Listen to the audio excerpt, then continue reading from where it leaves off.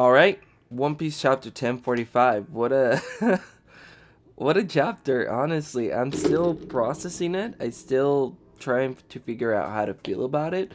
But this one thing I do gotta say, in my previous video, which will be my first video in the channel, I have to take an L. I did say that I didn't think Luffy's Devil Fruit was actually doing all these loony, zany cartoon stuff, but that does actually seem to be the case because it was pointed out. It was pointed out by Kaido, and I think Oda going out of his way to show not just Luffy and Kaido, but all of these other characters react in the same way. Like Nami, Tama, Kid, Law, I think that kind of serves to prove the point, right? Um, man, what a chapter! What a chapter that was. This was.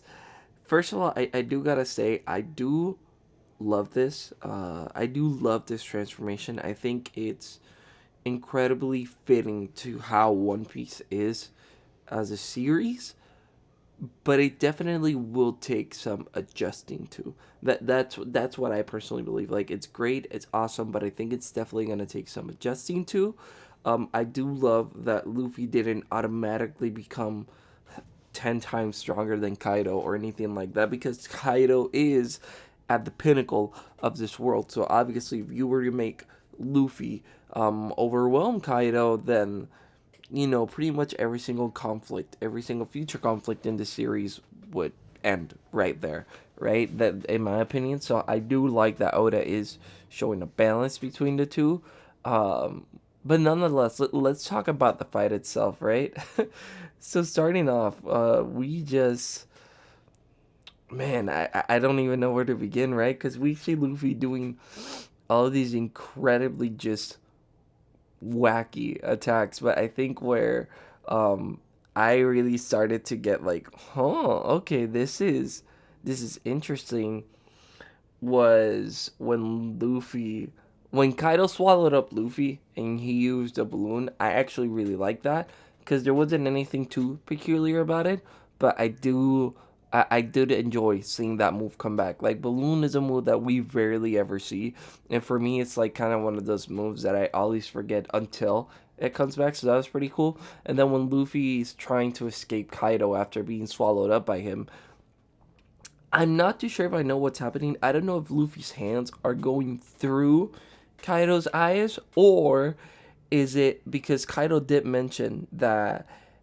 his body's basically turning into rubber as well? Because he did say, hey, you're supposed to be made of rubber, not me. So I don't know if what's happening is that Luffy is stretching Kaido's eyelids, right? By pushing his eyes are becoming rubber, and it's basically imagine like a glove covering his arms. I don't know. What do you guys think about that?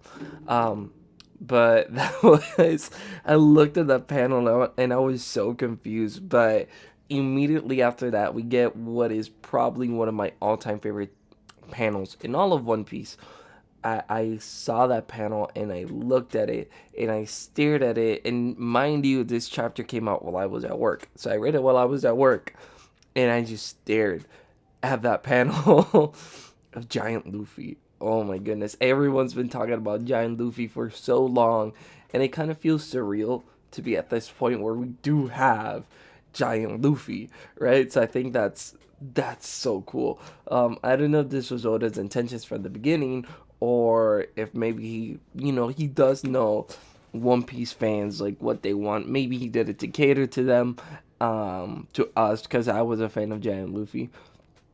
But either ways, I think that part was so cool.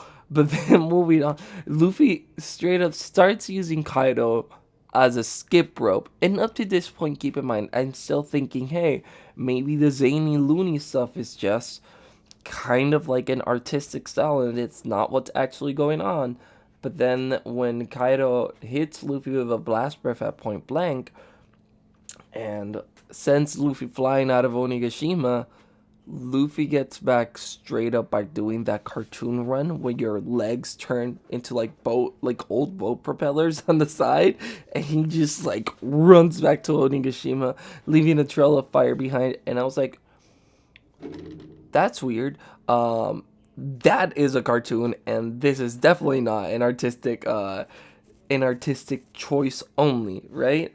So then afterwards, Kaido just straight up hits Luffy. I love how Kaido's unfazed by all of this, by the way. He is, because we see dialogue into his head, he's definitely weirded out, but he's not letting it affect his combat, right?